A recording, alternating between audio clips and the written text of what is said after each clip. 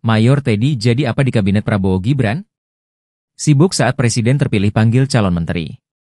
Sederet nama calon menteri dan wakil menteri di kabinet Prabowo Gibran sudah bocor ke publik usai Presiden terpilih 2024 hingga 2029 memanggil beberapa figur ke kediamannya.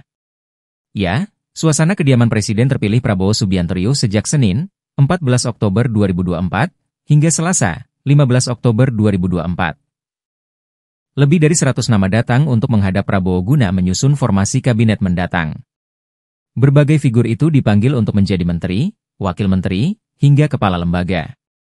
Lantas bagaimana dengan Mayor Teddy? Setelah Pilpres 2024 selesai, Teddy mendapatkan jabatan baru sebagai Wakil Komandan Batalion Infanteri, Wadanyonif, para Raider 328 Dirgahayu.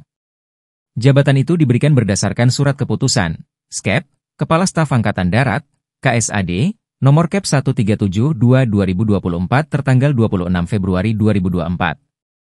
Namun, Kementerian Pertahanan, Kemenhan, menyatakan, Teddy masih ditugaskan menjadi ajudan Prabowo sampai proses administrasi selesai. Pengamatan Kompas.com, dari hari pertama hingga kedua proses berlangsung, ajudan Prabowo, Mayor Infanteri Teddy Indrawijaya menjadi salah satu orang paling sibuk yang tampak dari mata awak media.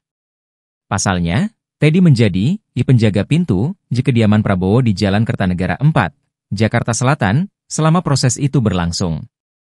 Ia kerap kali keluar masuk pintu utama untuk menyambut kedatangan para tamu Prabowo.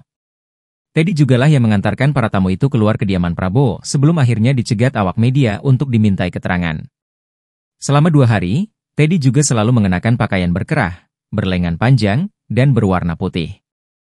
Ia tak tampak mengenakan batik yang menjadi dress code para calon menteri, wamen, ataupun kepala lembaga.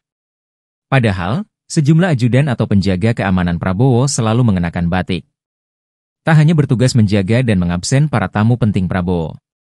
Nyatanya, Teddy juga menjadi pembawa pesan Prabowo yang disampaikan melalui sambungan telepon pada sejumlah tokoh.